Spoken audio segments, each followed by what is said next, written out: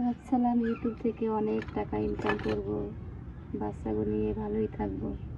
কিন্তু দুঃখের বিষয়, ইউটিউব সবার জন্য নয়।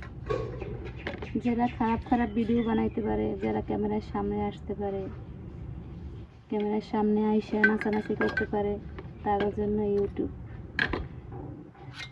তারাই ইনকাম করতে পারে এখান থেকে। আসসালামু আলাইকুম, কেমন আছেন সবাই? আশা করি আল্লাহর রহমতে ভালো আছেন। আবারও চলে আসলাম ভিডিও করার জন্য। অনেক শখ যে এখান থেকে অনেক টাকা ইনকাম করব, একটু ভালো থাকবো। কারণ কি জানেন, স্বামীর পকেটে গুনে টাকা আনতে অনেক আবেদন করা লাগে, অনেক কিছু করা লাগে।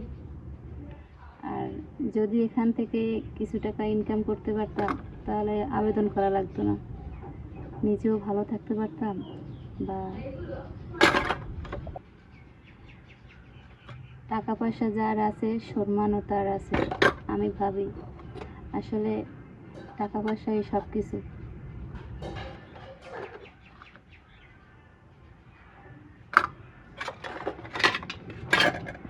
অনেক টাকা খরচা করছি। 2022 সালে ইউটিউব চ্যানেল খুলছি আমি। 2022 সালে ইউটিউব চ্যানেল খুলছি যে সবাই ইনকাম করে, তা আমিও ক্যামেরার সামনে যদিও আসতে পারবো না, তারপরও এখান থেকে ভিডিও করে রান্না বান্না দেখে তারপর আমি কিছু টাকা ইনকাম করব।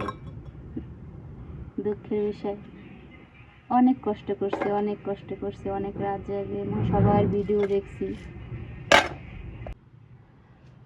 2022 সালে যখন ভিডিও বানাই, তো ওই সময় আমি কিছু বুঝতাম না, তেমন করতাম না, কীভাবে কি ভিডিও ছাড়ে, কীভাবে কি করে। তো ওখানের ভিডিওগুলো আমি মিউজিক দিই, মানুষ দিয়ে দিই। অনেক চুমকি রান্নাঘর বা ওই চ্যানেলটা খুলে তারপরে আবার ওই চ্যানেলটা অনেক বছর 2022 সালে ভিডিও ছাড়ছি। তো ওই থেকেই তো আমি ভিডিও দেই নিয়মিত, প্রতিদিনই ভিডিও দিই একটা একটা করে। তারপর মানুষের ভিডিও 2টা 3টা পর্যন্ত রাত জাগনা থেকেও তারপরও ভিডিওগুলো দেখি।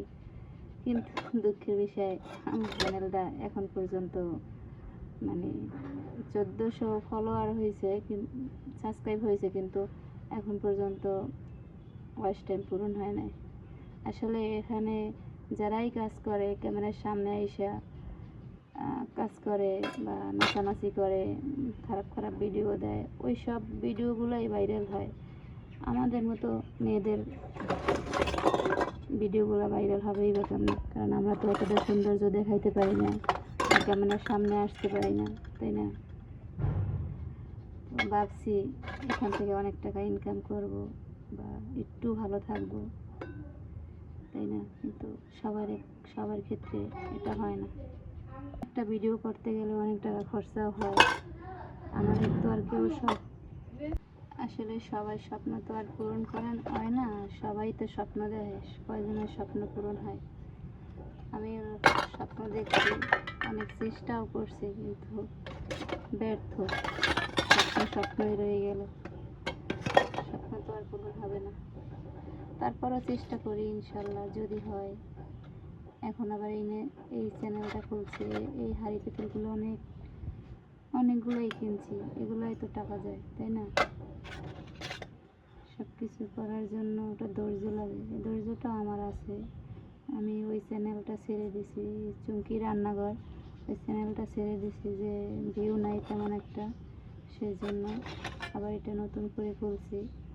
জানি না এটা এখান থেকে সফলতা পাবো কি না, তারপরেও কিছুদিন চেষ্টা করে দেখব যে হয় কি না। তারপর যদি না হয় তাহলে এটাও ছেড়ে দেবো। আর ইউটিউব চ্যানেল, পেজ কোনোটাই চালাবো না, আর ভিডিওই বানাবো না।